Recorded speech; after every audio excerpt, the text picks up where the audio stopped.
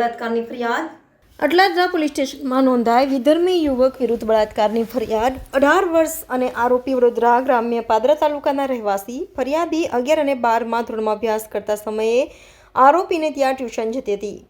આરોપી કાસમ સલીમ ચૌહાણ વકીલ હોવાની સાથે ચલાવતો હતો ક્લાસીસ। કાસમ દ્વારા ફરિયાદીને છાણી ચાપડ અને બિલ લઈ જઈ ગુજાર્યો હતો બળાત્કાર।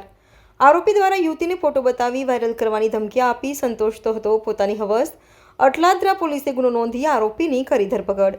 આરોપી કાસમ વિરુદ્ધ કલમ 376 હેઠળ દુષ્કર્મનો ગુનો નોંધવામાં આવ્યો। ગઈકાલ રાત્રે 11:30ની આજુબાજુ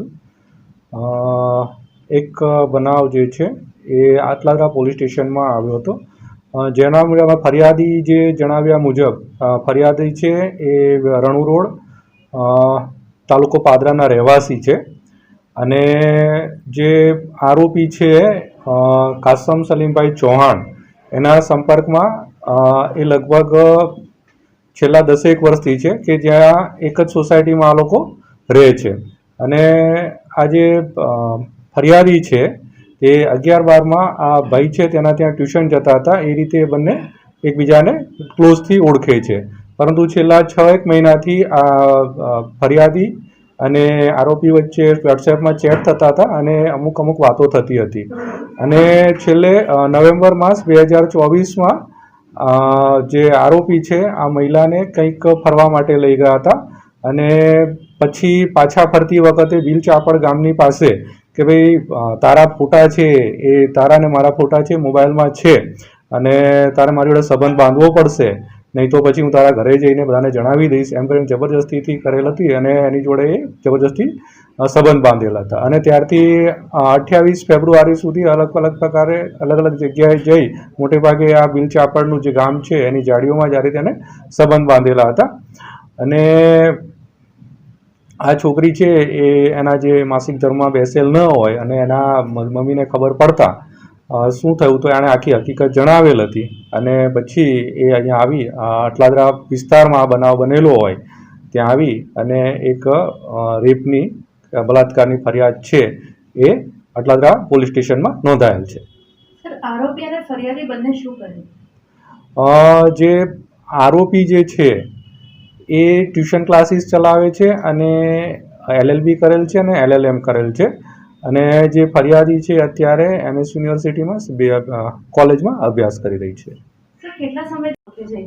તમને ઓળખવા તો આ લોકો એક જ સોસાયટીમાં રહેતા હોય, લાંબા ટાઈમથી ઓળખે છે, પરંતુ છોકરી 11મા અને 12મા ધોરણમાં આને ત્યાં ટ્યુશન જતી હતી, આરોપીને ત્યાં ટ્યુશન જતી હતી અને છેલ્લા નવેમ્બર 2024થી આ રીતે જબરજસ્તીથી આરોપીએ ફરિયાદ સાથે સંબંધ બાંધેલ છે।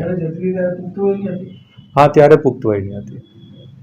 તો આ ક્યાં ફરવા લઈ ગયેલા? બંને ક્યાં ગયા હતા?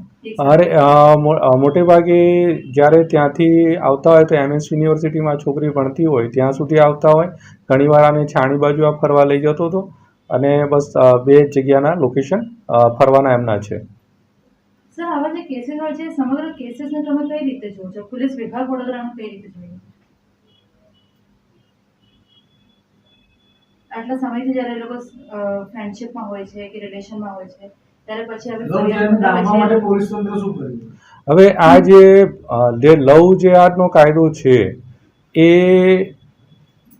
જ્યારે આરોપી છે કે પોતાની ઓળખ છુપાવીને જ્યારે કોઈ છોકરીના સંપર્કમાં આવતા હોય કે એ વિધર્મી જોવા છતાં બીજા કોઈ ધર્મના છે એવું જણાવીને ક્યારેક હિન્દુ છોકરીના સંપર્કમાં આવતા હોય ત્યારે આ લવ જેહાદનો કેસ બનતો હોય છે। અહીંયા આ છોકરી અને આ બંને સામસામે જ રહેતા હોય, પહેલેથી જ ઓળખતા હોય અને છોકરીને બી ખબર છે કે આ જે છોકરો છે વિધર્મી છે, તેમ છતાં પણ આ એને સંબંધ રાખેલ હતા અને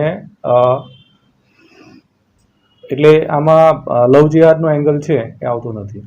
થયું છે એમ કહી શકાય નહીં, કેમ કે આમાં ફરિયાદી જે છે એ જણાવે છે કે ફોર્સથી કે આના જે ફોટા બતાવી દઈશું એમ કરીને જબરજબરીથી એમણે આ બળાત્કાર કરેલ છે। ચાર્જશીટ જે છે 76 દિવસ રેપનો કેસ છે જે કાયદામાં જોગવાઈ છે એ મુજબ એની ચાર્જશીટ રજૂ કરવામાં આવશે। આરોપીની અટકાયત થઈ ગઈ છે। એના પાસે મોટે ભાગે છે જે આપણી નવી જે ભારતીય ન્યાય સંહિતા 64(2)M અને 351(2) મુજબની જે કલમો છે એ નોંધીને આગળ કાર્યવાહી કરવામાં આવેલ છે.